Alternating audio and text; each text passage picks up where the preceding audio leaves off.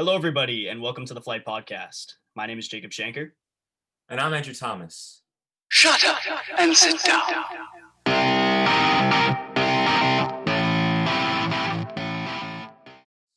Today, we have a bit of a different episode because we're going to be joined by Mr. Ramsey Brown, who runs a sports podcast called Ramsey's Rundown.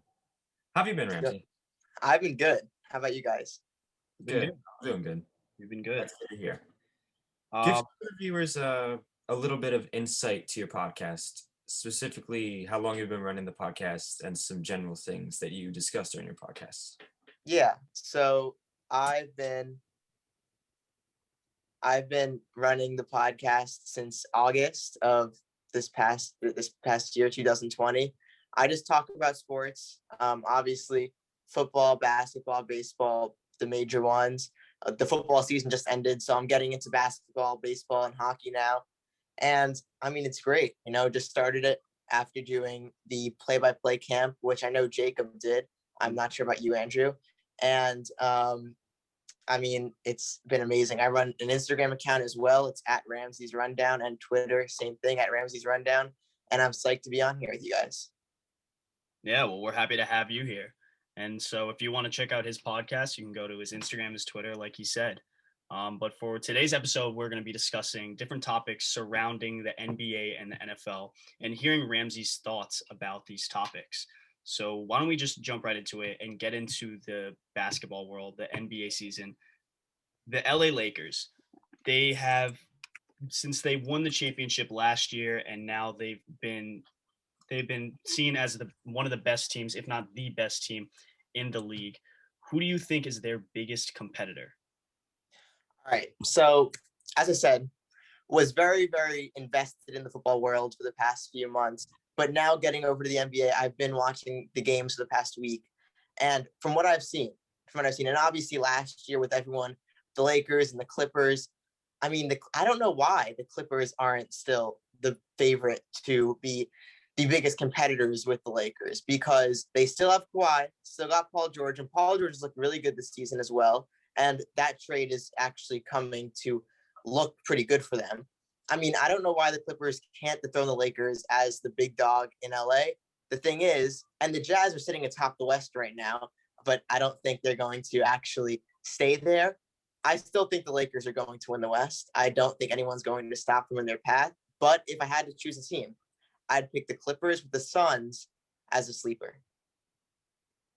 I like the Suns as a sleeper pick, and I love the fact that you chose the Clippers. Finally, someone that chooses the Clippers instead of the Nets as their biggest competition. I think Kawhi is the LeBron stopper. As you guys know, there's no one that can stop LeBron better than Kawhi. KD, no one can stop him, but I choose the Clippers, the perimeter D. And they did lose last year against the Nuggets, but they're built to beat the Lakers. They're not built to beat any other team, even though they can. They're built to beat the Lakers. So I agree with you on that pick, Ramsey, and I really, really, really like that Sun sleeper pick. Yeah.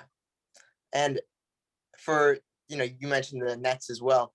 I picked the Nets to get to the finals before the season with KD and Kyrie, and now with James Harden. I mean, it was the trade was insanity. Yeah. First of all, I mean, James Harden partying at strip clubs in Houston, getting him out of Houston, and now with everything that's happening with the Texans going on. So that's a big topic of discussion. Yes. But James Harden going to the Nets now, the Nets, I mean, look, I haven't seen too many of their games, but to me, on paper, they can be the 2018 Warriors. I don't see why they can't be. I think the big problem obviously the Nets they're arguably one of the best offensive teams of all time. That's the thing. They have an incredible offensive rating on the floor. They have the shooting, the scoring, everything. The biggest problem, obviously, is their defense 100%. and their lack of consistency. Because it's really weird because against 50% and above teams, they are 9-1, but they just fall short against bad teams, and it confuses me, right? Like they'll lose back-to-back games against the Cavs, almost losing to the Heat without Jimmy Butler. It's something that they need to really get into a groove of and really need to get like consistent, because I mean, obviously Steve Nash is now a first-time head coach, So it's going to be really difficult for him to try and transition into getting his players to be more defensive dominant. But I mean, the other team that I think you guys are sleeping on a bit also that I haven't mentioned, even though I do think that the Clippers are probably the biggest competitor, but also the 76ers. I don't want to get them overlooked because I've kind of been hating on the 76ers, and I think that's mostly because of Brett Brown, because I just think he did the Sixers dirty and he was not a good coach. But Doc Rivers is such a good coach, and he is really using Joel Embiid for what he should be doing. I mean, the only player that really has not been doing as great is Ben Simmons, but Seth Curry has been insane. I mean, just all around, they've been a great team, including Tobias Harris. So, I mean, I got 76ers also being a huge competitor. I agree with You you. know, I yeah, definitely agree with you on that. yeah. During the offseason, when I saw Doc Rivers was heading to Philadelphia to coach the 76ers, I was like, they went from Brett Brown to Doc. They went from the trash can to like the pinnacle of head coaches, because Doc Rivers is a great head coach, and him being with Ben Simmons and Joel Embiid, you see Joel Embiid, he's a front runner for MVP right now. I mean, they look really good.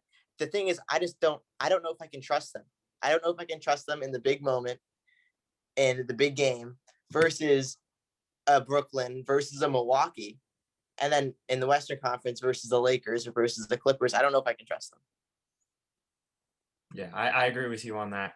I think that the Sixers are they're good competition for the Lakers, but they're definitely not in the biggest threat. They could be a sleeper, but I agree with you, Ramsey. I think they're too young. I think they need a little more experience because they've only gotten to the second round.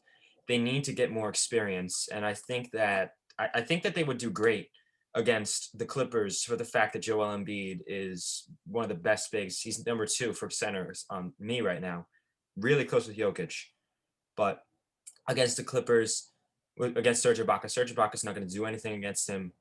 That's why I think the Clippers would do good. But to the Lakers, Anthony Davis, there's no stopping him. He's gonna pick up his game again. And yeah, the Sixers, they won't have much of a chance against the Lakers. So that's why I don't have them as one of the best competitors to the Lakers. Yeah. All right. Well, why don't we go on to the next topic surrounding the NBA? I mean, a big topic that has been like discussed much more in recent years, but now even this year, like the NBA is actually taking force on it, is flopping, right? More so in now, even just recently in the latest when the Lakers played the Grizzlies, LeBron James and Kyle Kuzma got warned for the flopping, and potentially they could be fined now in the future. So Ramsey, what is like your general thoughts on flopping, and how do you think the NBA should handle flopping in the future? All right, first, I love the topic that you just brought up.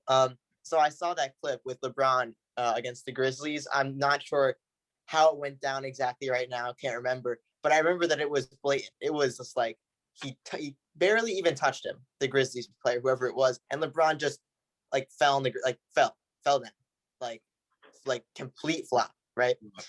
But the thing is that it's a part of the sport. Like you can do it if you can do it if you want to do it. And if you think you can pull it off, and you think that the ref isn't going to like call it, or are they actually like what are they doing? Is there like a foul associated with it now? I mean, some of it's more so now less of a foul, but now they're like it's half and half now, where it's whether a foul or not. Yeah, if you feel like, if it's a big moment, right? If this is the NBA Finals and you're down and you need something to spark your team, or you need to do something, anything, and you have the opportunity to flop, do it, because there's no reason not to. But is it good for the game? No, it's not. It's not a fun play. Just watching someone and then he's down on the ground like crying in pain. No, it's not fun. It's not a good play. But if you need to do it, I do it.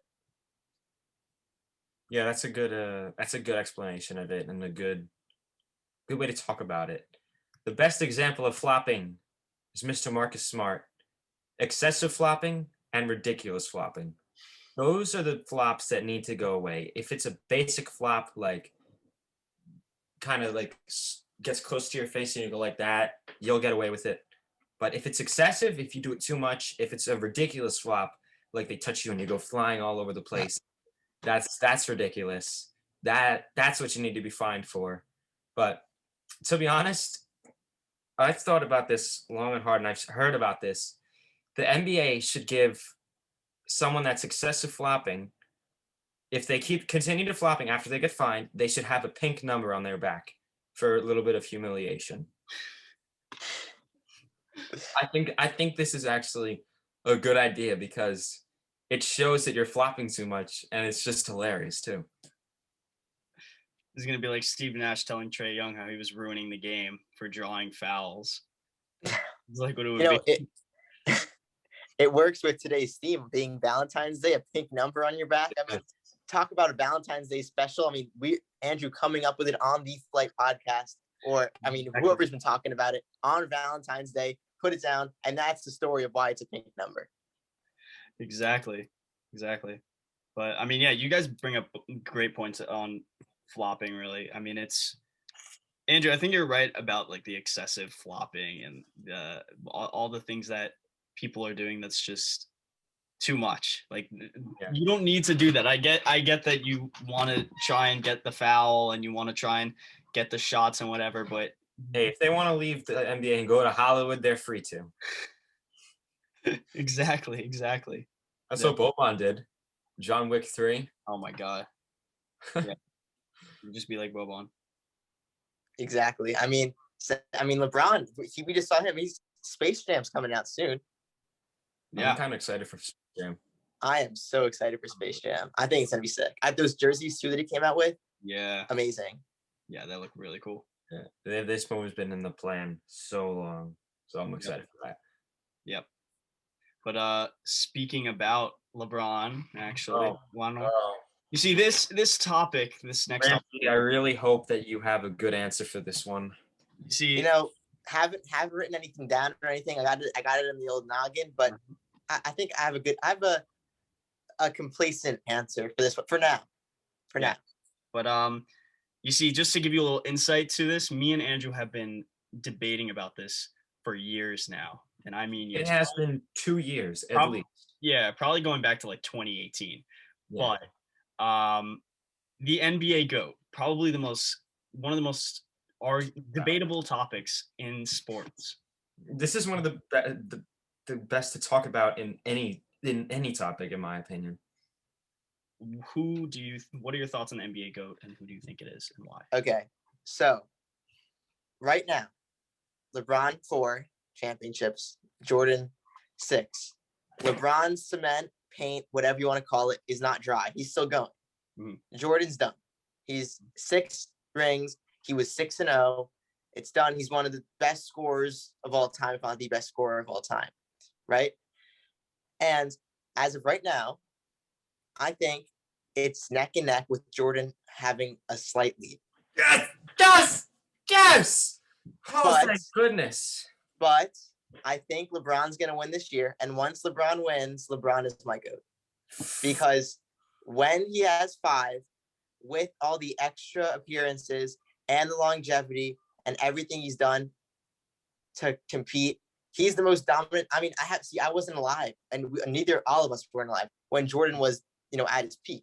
But what I've seen of the clips I've seen, and highlights don't tell the story because it's all film. You have to watch film, not highlights. Yeah. But of what I've seen, LeBron is the most dominant player, right? But it's the accolades. And if LeBron can win one more, get the 5, get 1 less than Jordan. It's the same thing with Mahomes, although Mahomes lost to Brady. So if Mahomes has 1 less than Brady with all his his dominance of play, I'd call him the GOAT. LeBron, 1 less than Jordan, his dominance of play, I'd call him the GOAT. But he doesn't have it yet. You see, you make good points with it about. Sorry, you make good points about how pretty much his cement is not dry, right? He still has a chance to really get more championships, get more potential MVPs. It probably is very unlikely, but potential MVPs. But the one thing I don't like, which Andrew brings up a lot, and I just like, even though I think LeBron is the GOAT, like I understand why people choose Jordan. I think he's the greatest scorer of all time. He's one of the best, if not the best, perimeter defender of all time. He was extremely dominant in the 90s. He is an unbelievable player. But the one thing I don't like what that Andrew brings up a lot is that if he's saying if LeBron wins 2 more finals MVPs, then he can beat MJ. But it's not about like obviously championships puts into a factor of being the GOAT, but it's not strictly about No, champions. it's not. I'm not talking about champions. I'm talking about 2 more finals MVPs. You have Yeah. to be the best player on a championship team 2 more times. If he gets beat, that's more evidence, and that brings LeBron down. If he loses this year, it margin He's also more. 36, 37. Okay, MJ won in 35. So did LeBron. Okay. But here's the thing I'm going at, right? If it was about championships, if it was about finals MVP, Bill Russell's the GOAT then. Okay, but we also need to talk about the individual in games. Right? Okay. LeBron had 8 points in a finals game. MJ never scored less than, I think, 18 in a finals game. In game though, right? Well, I don't see. Yeah. I don't want to make it all about the accolades. I just put both into account. Yeah. I like try to make it equal in my mind, and that's why I think LeBron's the most dominant. And if I were to put the two together, I would say LeBron. But I need to take the accolades into account. And see, the thing is I haven't really decided. I'm saying MJ has the upper hand, but like tomorrow I can say LeBron has the upper hand. It's just neck and neck, right? Like they're running a race and they're like right next to each other. Thing is, like as I said, Michael Jordan, he can't go further than where he's gone in that race. LeBron can still still go ahead. He can also go back down too. He could go back down if he doesn't get to the finals, he would go back down. I think if he gets to the finals and loses, I don't think he'd go down. I just think performance. Yes, it would matter about his performance 100%. But like if he were to win the finals, like I said, I think he'd pass him. Yeah. I mean, for me, not even just in terms of basketball, but in other sports like football, baseball, hockey, right? In terms of the GOATs of those sports, or even just in any sport, really. What my perspective on it is how dominant you can be in terms of the span of your career, and also what you can do with what you're given with. Because there's a lot of players, especially like even in the NBA, where they are so successful in terms of their accolades, but they also had a lot. They had a lot of talent on their teams, right? Yep. The reason for me picking LeBron is for so long he in his early Cavs days, his first sprout with the Cavs, he dominated. About this, are we? What? Are we gonna talk? All right. You go. You finish, and I'll. Okay. And his before he went to the Heat, he was carrying those Cavs. If you do not think he was carrying the Cavs, you are crazy. He was over was 60. Not carrying the Bulls in his early days. But did he take him to the finals like LeBron did? How much easier was the path for LeBron? So much easier. Did he have to go through Larry Bird? Oh, did he ever get a compliment from Larry Bird saying he's the greatest player I've ever seen? Did anybody? Okay. In high school, LeBron James is a sophomore, sophomore, and they said he's going to be the next Michael Jordan. Okay. They also said whatever his name is, I don't even know his name, was also going to be the next Michael Jordan. Look where he turned out. He said Starbucks. Starbucks. Look, it's hard to make it's hard to make this debate, first of all, but like as I said, and this is just my opinion, it's a race. Jordan can't go any further. He's like stopped in time because he's retired and he's owning the Hornets. He's owner of the Hornets now. And maybe what if the Hornets win the championship? Maybe he does like inch a little bit up. Who knows? But then LeBron, who's neck and neck to him, maybe a little bit behind him right now, all he needs to do, in my opinion, is win one more. He needs to win one more. He wins one more, and he's my GOAT.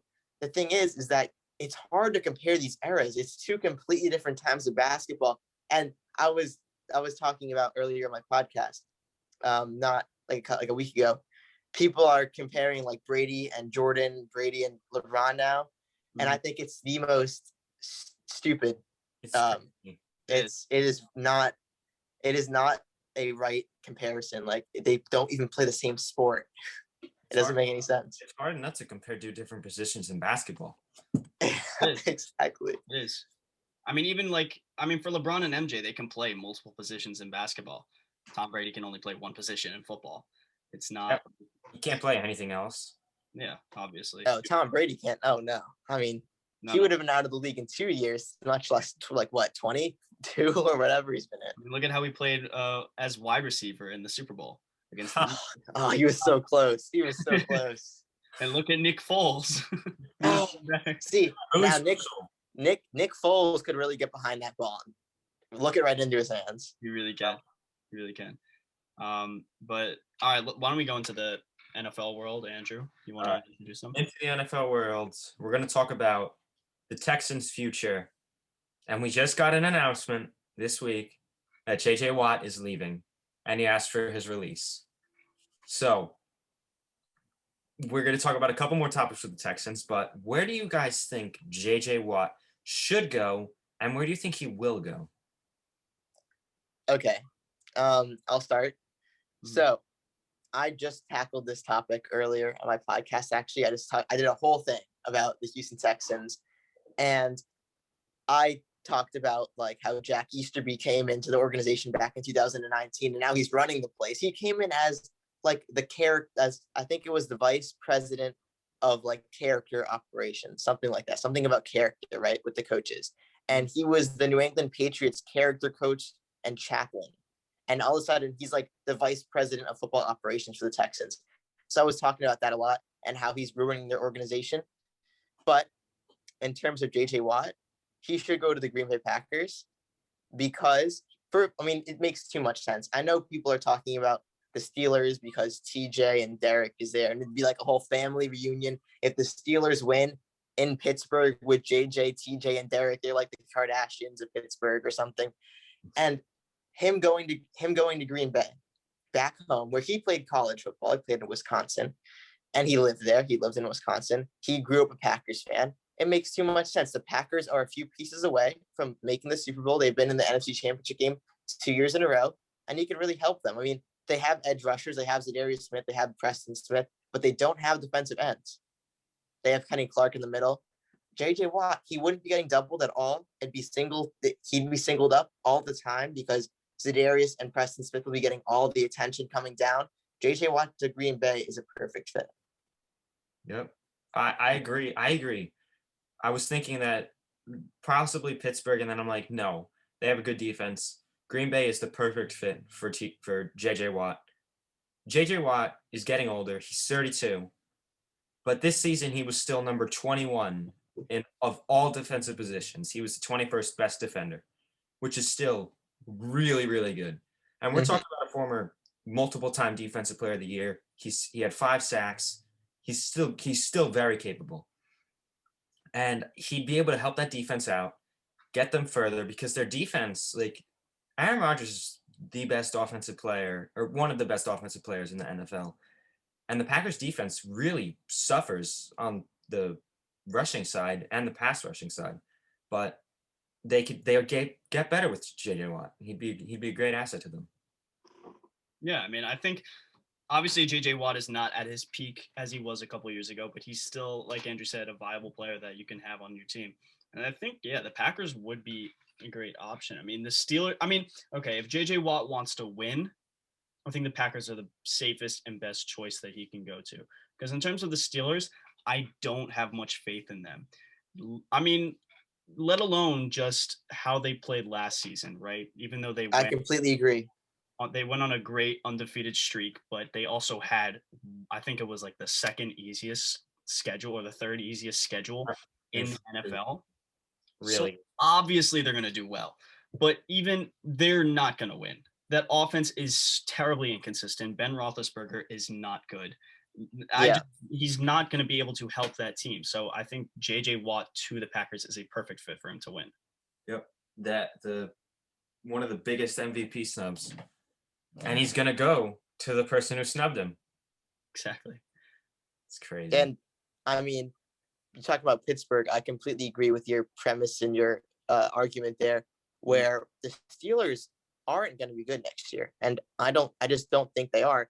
You mentioned the easy schedule, and I don't necessarily agree with that argument. I think in the NFL, you have to beat the teams, even the teams that, aren't that good. Like you were talking about with the Nets earlier, losing to the bad teams, but beating the good teams. You still have to beat the bad teams, even if you're just playing the bad teams, right? Yeah. But I don't trust Ben Roethlisberger at all. Not at all. I think if the Steelers were thinking about like themselves, they would want Big Ben to retire or they would want to move on. Of course, you're not going to do that to your, former superstar quarterback who won you 2 Super Bowls, right? You're not going to do that. But I don't think he's capable of leading an offense that is competent anymore. I don't think so. You looked at him the back half of the season, he was dreadful. And then the playoff game was absurd. He had just a bunch of inflated stats because they were down by so much to the Browns in the wild card game. Mm-hmm. And I just don't think it's a good spot for him because he should go to a contender, right? Packers, Buccaneers. I mean, if you want to really ring chase, go to Tampa, right? Yeah. If again, Buffalo, right? Go to Buffalo. Maybe Kansas City. I mean, I don't know how that would work, but Kansas City. Go to Baltimore. Go to the Rams. Go somewhere where they're going to contend, right? And I don't think Pittsburgh's going to contend. No. Yeah, No. I mean, they were kind of putting out. I mean, it was just not. I mean, more so like a false image, right? Everyone had this image last year. I mean, this year of the Steelers, and they were a great team. Like, I mean, they were a good team, not great. They were good, right? Their defense was good. They did not have a good offense. I mean, it just showed out. I mean, they just looked good because they were playing bad teams. I mean, yeah, you were talking about how they have to beat the bad teams. I mean, yeah, they do have to beat the bad teams, but they were looking good because they were playing the bad teams. And then when they were even not even just like the good teams, but like the semi, like the borderline good teams, they were still losing, right? Like at the time when they were playing the football team, when they got their first loss, the football team was like fine. They weren't great. They were fine. Defense, horrible offense. Yeah. All they have is Scary Terry. Yeah, so I think him going to the Steelers will be it will be a step up from the Texans, but not a huge step up to what other teams he could have been on. I definitely agree. Yeah. Yeah.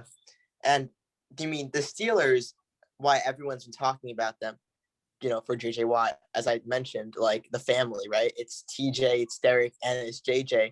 And I put out a post on my Instagram earlier where I had the Steelers at number 2 for him to go to. Yeah. But that's just because for him to go to Pittsburgh to reunite with his family, it's like a feel-good story, right? It's like a feel-good for him. I don't know if it's the right spot necessarily for him to go. Yeah. You're right. Another Texans player, in my opinion, top 3 quarterback, Deshaun Watson, will very likely be traded. What do you guys think he should do in terms of what team he wants to go to? Ramsey, what do you think? Yeah. So I've seen the reports of the 49ers being a possibility.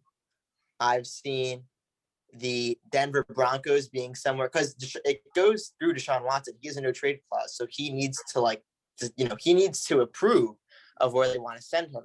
So I've seen the Niners. I've seen the Broncos. In my opinion, I think the Panthers are a great fit, but I haven't seen any reports about them. He has to accept it. I've seen he likes the Dolphins, but they've come out and said they are sticking with Tua and they trust his development plan. So if you're going off what the reports have been, but I don't like to do this, it would be the Niners, right? I mean, it's the easy pick. It's a fantastic fit. But then the Niners have come out and said Jimmy G's their guy. The thing is, this is all smoke. We have no clue what's happening right now. It's all speculation. It's the week after the Super Bowl ended. The Bucs obviously just won. I mean, if I had to pick, yeah. And I mean, I'll go Carolina because I think they will send a really, really good trade package to the Texans because, I mean, they sent the first round pick for Matthew Stafford. So I don't know what they'll send for. I mean, they sent a first and they sent, I think, a 5th round pick but first round pick for this year. That's why the Lions actually considered it, because the Rams only sent for future years because they don't have a first round pick this year. Yeah. I think that they're going to send a big offer for Deshaun Watson. It's been reported they're going to send a big offer, so I'm going to go with the Panthers. But I don't know. And Cal McNair said that there's a lot of let me see. I wrote this down. There's a lot of misinformation about the whole situation, because I was talking about this earlier in my podcast, that no one knows what's going to happen with Deshaun Watson, because he wants to hold out if he's not going to play. Is he going to hold out the whole season? It's a game of chess right now. I feel like it's going to be a Le'Veon Bell situation. Maybe less. I mean, he's an unbelievable player, right? He has an ability, which I mentioned a lot with Andrew. He has an ability that very few quarterbacks have, which is the fact that he can be very successful. Well, he could just be successful in having little assets, right? He can do a lot with what he's given, right? I mean, losing DeAndre Hopkins, I thought they were going to be the worst team in the NFL. They weren't, right? They were a bad team, but that's not because of him. It was just because of coaching, defense, and just not really having much. But I think the Panthers would be good for him, right? I mean, I think they would be able to make the playoffs with that. And I don't know how far they would go, but I think that would be a great option. But there's one trade which I actually saw. It would be a blockbuster trade, a 4-team trade, which I mentioned to Andrew. you did. And, so it involves the Texans, the Jets, the Seahawks, and the 49ers.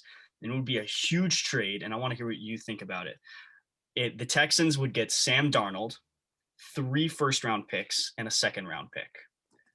The Jets would get Russell Wilson. The Seahawks would get Jimmy G, Nick Bosa, and 2 first-round picks. And the Niners get Deshaun Watson.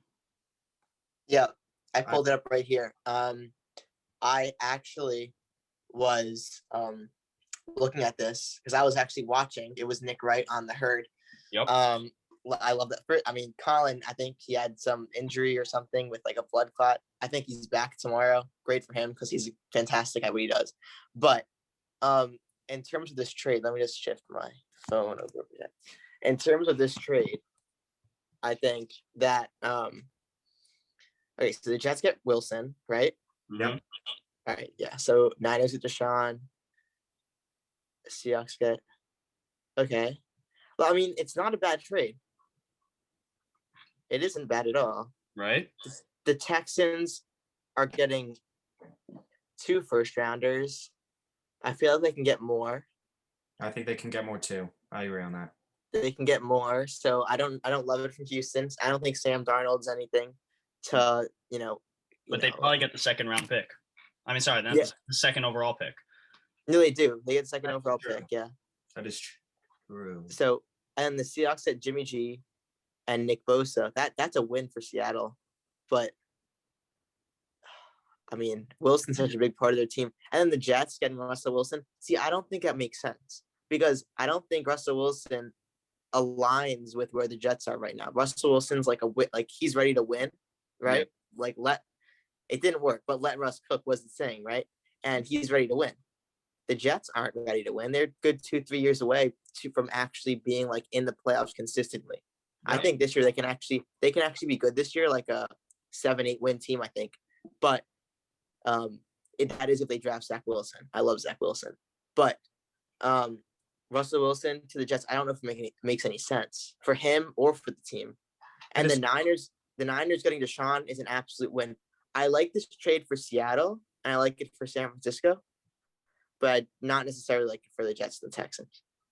I think the only team that really loses out on this is the Jets, really, because in terms of the Texans, yeah, they do get Sam Darnold, but they can just move him again.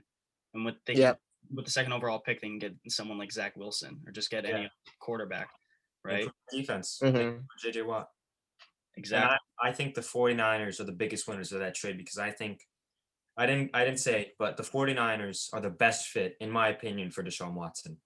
Oh, yeah. They needed a quarterback, and they got the fantastic defense. It was just injuries this year. If they can somehow move if the 49ers can somehow get Deshaun Watson and not have to give up Nick Bosa or not have to give up key defensive pieces, then I think they'll win the championship. They will win the Super Bowl. Yeah. If they had a better quarterback, they would have beaten the Chiefs a couple years ago. Completely agree. The Niners with a real playmaker at quarterback, not a Jimmy G who's going to be dependent on the receivers, not a Jared Goff who's the same type of player. Yeah. If they can get Deshaun Watson, we're talking about Deshaun Watson here, even if they can, the other quarterback in the deal, Russell Wilson, it'll never happen because the Seahawks and Niners in the same division. Yeah. But if they can get a quarterback that can make plays on his own, he's the independent factor, right? Then they can win the championship easily. They were just there with Jimmy G. And it's the same thing with the Rams. They got Matthew Stafford. He's not Deshaun Watson, but he's much better than Jared Goff. Way better than Jared Goff. Matthew Stafford is a massive improvement. Huge improvement for them. 100%. Well, that's all for today, everyone. Thank you, Ramsey, for joining us today. Yeah, I loved it. It was great. I hope, you guys can come on my podcast. I'm going to be setting it up on Zoom. I don't have a computer to do it yet. So I'm on my phone right now. But I appreciate you guys having me on. Yeah, well, once you do, then we'll be happy to join one day. Yep. Always happy to have you on, Ramsey. Come on anytime. Feel free to comment down below what your thoughts were on the topics we discussed. And don't forget to check out Ramsey's podcast, his Twitter, and his Instagram. Please check it out. Absolutely. Tune in to the next episode on Friday. See you guys next time.